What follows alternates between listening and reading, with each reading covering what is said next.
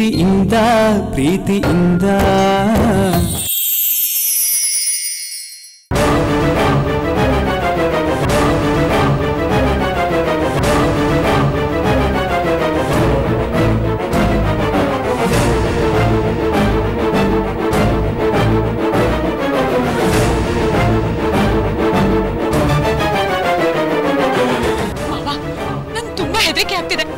ಅಮ್ಮಾಜಿ ಯಾವತ್ತೂ ಈ ಕಡೆ ಹೋಗಿರ್ಲಿಲ್ಲ.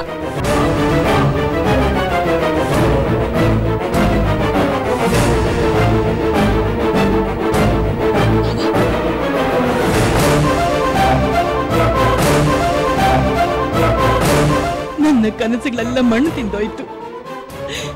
ನೆಟ್ಟಗಿದ್ವ ಒಬ್ಬ ಮಗನ್ ಮದ್ವೆ ಹಾಗ್ ಮಾಡ್ಬೇಕು ಹೀಗ್ ಮಾಡ್ಬೇಕು ಅನ್ನೋ ಆಸೆಗಳೆಲ್ಲ ನೀರ್ ಪಾಲಾಗೋಯ್ತು. ತೇಜು ಮನಸ್ತಡಿಲಾದೆ ಸತ್ಯ ಹೇಳಿದಾನೆ. ಅದ್ರ ಬಗ್ಗೆ ಸಂತೋಷ ಪಡೋದು ಬಿಟ್ಟು ಇಲ್ಲಿ ಬಂದು ಗೋಳಾಡ್ತಾ ಇದೆಯಲ್ಲ. ನನ್ ಸಂಕಟ ನಿಮ್ಗೆ ಯಾರಿಗೂ ಅರ್ಥ ಆಗ್ತಿಲ್ಲ ದೇವ್.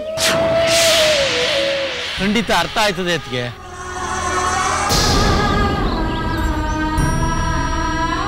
ಆದ್ರೆ ನೀವಿಲ್ಲಿ ಬಂದು ಅಳ್ತಾ ನಿಂತಿರೋದ್ರಲ್ಲಿ ಅರ್ಥ ಇಲ್ಲ. ಮದುವೆ ಕೆಲ್ಸಗಳು ನಮ್ ಕಾರಣಕ್ಕೆ ತಡ ಆಗ್ಬಾರ್ದು ಅತ್ಗೆ. ಯಾವ ಮದುವೆ? ಯಾರ ಮದುವೆ?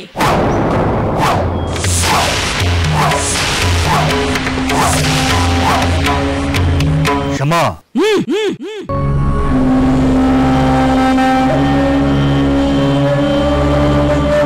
ನನ್ ಮಗ ಒಳ್ಳೆ ಮನೆತನದ ಸುಂದರಿ ತರಬೇಕು ಅನ್ನೋ ನನ್ನ ಆಸೆಗೆ ಮಣ್ಣು ಹಾಕ್ದ.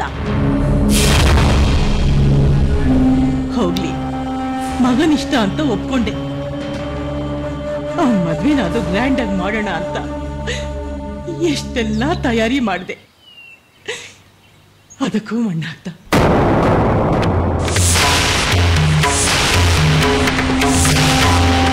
ಈಗ ಊರವರ ದೊಡ್ಡ ಮನುಷ್ಯರನ್ನೆಲ್ಲ ಕರೆದಿದ್ದೀನಿ.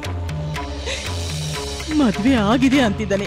ಇರ್ಲಿ ಬಿಡು ಕ್ಷಮಾ, ಈ ವಿಷಯನ ನಮ್ಮೊಳಗಡೆ ಇಟ್ಕೊಂಡು ಪ್ರಪಂಚಕ್ಕೆ ಹೊಸದಾಗಿ ಮದುವೆ ಮಾಡಿ ತೋರ್ಸೋಣ.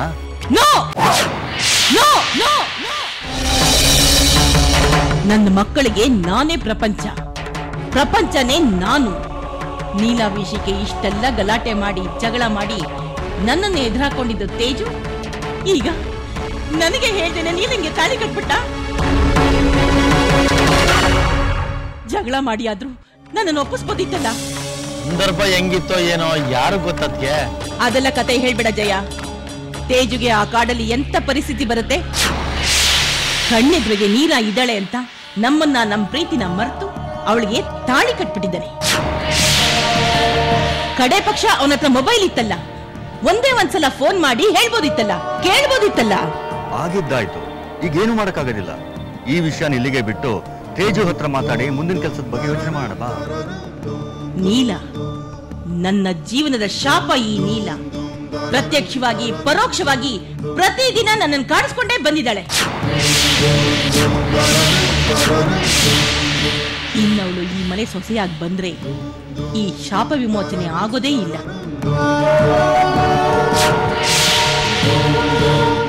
ದೇವ್, ನಾನು ಯಾಕೆ ಕಪ್ಪು ಬಣ್ಣನ ದ್ವೇಷ ಮಾಡ್ತೀನಿ ಅಂತ ಅರ್ಥ ಆಗ್ತಿದ್ಯಾ? ಕಪ್ಪು ಬಣ್ಣ ಬಿಳಿ ಬಣ್ಣನ ನುಂಗ್ ಹಾಕುತ್ತೆ. ಈಗ ಈ ಕಪ್ಪು ಹುಡುಗಿ ನನ್ನ ಜೀವನದಲ್ಲೇ ಆಟ ಆಡ್ತಿದ್ದಾಳೆ. ಆಗ ಆ ಕಪ್ಪು ಹುಡುಗಿ ಪ್ರಭಾಮಣಿ ಸಾಕು ನಿಲ್ಸು.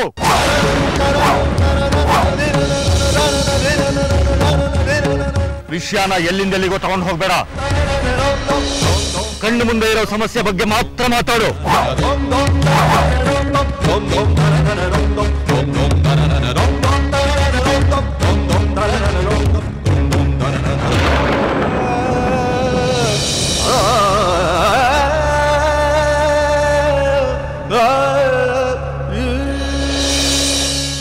ಅಮ್ಮಾಜಿ, ನನ್ಗೇನೋ ಆಗೋದೆಲ್ಲ ಒಳ್ಳೇದಕ್ಕೆ ಆಗ್ತಿದೆ ಅಂತ ಅನ್ನಿಸ್ತಿದೆ. ಇವತ್ ಬೆಳಗ್ಗೆ ಕೂಡ ನಮ್ಮ ಮನೆ ಮುಂದೆ 2 ಬಸ್ ಜನ ಬಂದಿದ್ರು. ಹೋಗಿ ಹೋಗಿ ಇಂಥ ಕಪ್ಪುಡುಗಿ ನೀಲನ್ನ ಇಂಥ ಸುಂದರವಾದ ತೇಜುಗ್ ಮದ್ವೆ ಮಾಡಿಸ್ಕೊಡ್ತಿದಾರಲ್ಲ, ನಿಮ್ಮ ಅಮ್ಮಾಜಿಗ್ ಬುದ್ಧಿ ಇಲ್ವಾ ಅಂತ ಕೇಳಿ ಗಲಾಟೆ ಮಾಡಿದ್ರು. ನಾನು ಜಯ ಮಾವ ಅವ್ರನ್ನೆಲ್ಲ ಸಮಾಧಾನ ಮಾಡಿ ಕಳ್ಸಿದ್ವಿ. ಮದ್ವೆ ಮಂಟಪದಲ್ಲಿ ಗ್ರ್ಯಾಂಡ್ ಆಗಿ ಮದ್ವೆ ಆದ್ರೆ ಅಲ್ಲೂ ಇದೇ ಕತೆ ಮುಂದುವರಿಯುತ್ತೆ. ನಮ್ ಖರ್ಚು ಅಲಂಕಾರ ಉಡುಗೊರೆ ಎಲ್ಲ ಮರ್ತ್ಬಿಟ್ಟು ಬಂದವರೆಲ್ಲ ಅಮ್ಮಾಜಿ ಯಾಕೆ ಹೀಗ್ ಮಗನ್ಗೆ ಅನ್ಯಾಯ ಮಾಡ್ಬಿಟ್ರು, ಈಡು ಜೋಡು ನೋಡ್ಬಾರ್ದಿತ್ತ ಅಂತ ಕೇಳ್ತಾರೆ. ಮತ್ತೆ ಮದ್ವೆ ಮುಗಿಯೋಷ್ಟ್ರಲ್ಲಿ ನೀವ್ ಹೀಗೆ ಹೇಳ್ತಿರ್ತೀರಾ. ಬರ್ದ್ಕೊಡ್ತೀನಿ ನೋಡಿ. ಎಲ್ಲದಕ್ಕಿಂತ ಹೆಚ್ಚಾಗಿ ಇನ್ನೊಂದ್ ಮಾತು ಬಂದೇ ಬರುತ್ತೆ, ನೀವ್ ಅದನ್ನ ತಡ್ಕೊಳ್ಳೋದಿಲ್ಲ. ಒಬ್ಬ ಮಗ ಹುಚ್ಚ, ಇನ್ನೊಬ್ಬ ಮಗನ್ಗೆ ಏನ್ ಕಡಿಮೆ ಇದೆಯೋ ಅದಕ್ಕೆ ಇಂತ ಹೆಣ್ಣನ್ ತಂದು ಕಣ್ಮುಚ್ಕೊಂಡ್ ಮದ್ವೆ ಮಾಡಿಸ್ತಿದ್ದಾರೆ ಅಂತ ಆಡ್ಕೊಳ್ತಾರೆ. ಇಲ್ಲ, ನನ್ ಮನೆ, ನನ್ ವಂಶ, ನನ್ ಮಕ್ಕಳ ಬಗ್ಗೆ ಯಾರು ಹಗುರವಾಗಿ ಮಾತಾಡ್ಬಾರ್ದು. ನನ್ ಪ್ರಾಣ ಹೋಗುತ್ತೆ. ಹಾಗಾದ್ರೆ ಸಿಂಪಲ್ ಆಗಿ ಒಂದೇ ಒಂದು ಕೆಲಸ ಮಾಡಿ. ಅದಕ್ಕೆ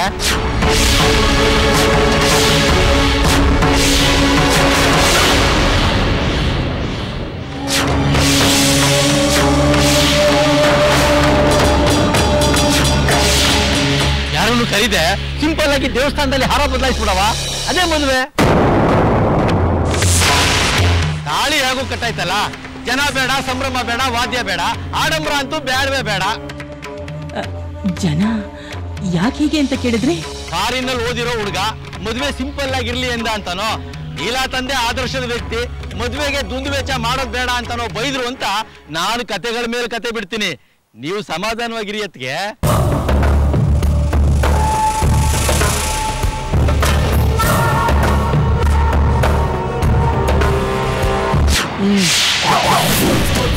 ತೇಜು ಮದ್ವೆಗೆ ತುಂಬಾ ಒಳ್ಳೆ ಗಿಫ್ಟ್ ಕೊಡ್ಬೇಕು.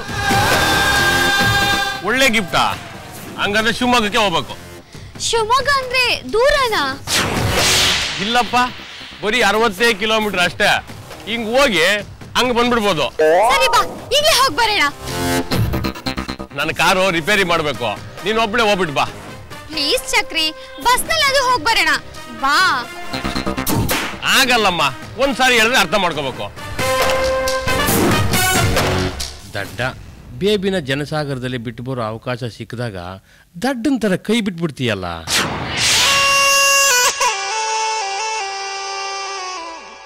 ಬೇಜಾರು ಮಾಡ್ಕೋಬೇಡ, ಕರ್ಕೊಂಡು ಹೋಗ್ತೀನಿ ಇರೋ. ಬಸ್ಸಲ್ಲಿ ಹೋಗಿ ಬಸ್ಸಲ್ಲಿ ಬಂದ್ಬಿಡೋಣ.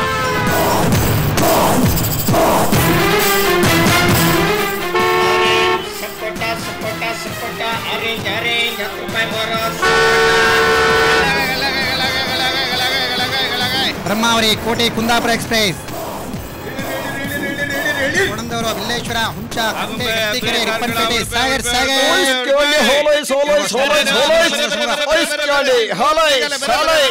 ಈಗ ಶಿವಮೊಗ್ಗ ಬಸ್ ಬರುತ್ತೆ, ನಿನ್ ಮುಂದೆ ಎತ್ಕೋ, ನಾನು ಹಿಂದೆ ಎತ್ಕೋತೀನಿ.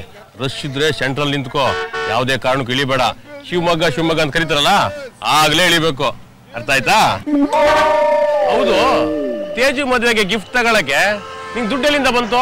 ಶಮಿಕಾ ಹತ್ರ 500 ರೂಪೀಸ್ ತಗೊಂಡೆ. ಸಾಕ್ ಬಿಡು, ಶಿವಮೊಗ್ಗ ಬಸ್ ಸ್ಟ್ಯಾಂಡ್ ಅಲ್ಲಿ ಜೀವನ ಪೂರ್ತಿ ಕಾಲ ತಳ್ಳಕ್ಕೆ ಅಷ್ಟು ದುಡ್ಡು ಸಾಕ್ ಬಿಡು. ಶಿವಮೊಗ್ಗ ಬಸ್ ಬಂತು. ಎಲ್ಲಿ ಬಿಡ್ರೆ ಶಿವಮೊಗ್ಗ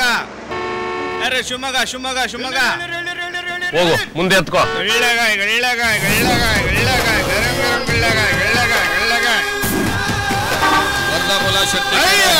ಬಟ್ಟೆ ಮಲ್ಲಪ್ಪ, ಬಾಣಿಗ, ಹೊಸ್ತರ.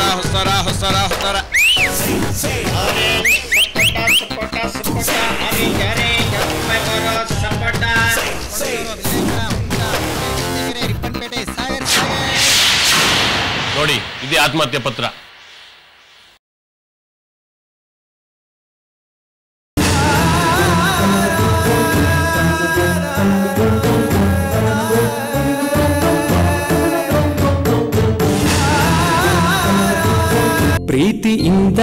ಪ್ರೀತಿಯಿಂದ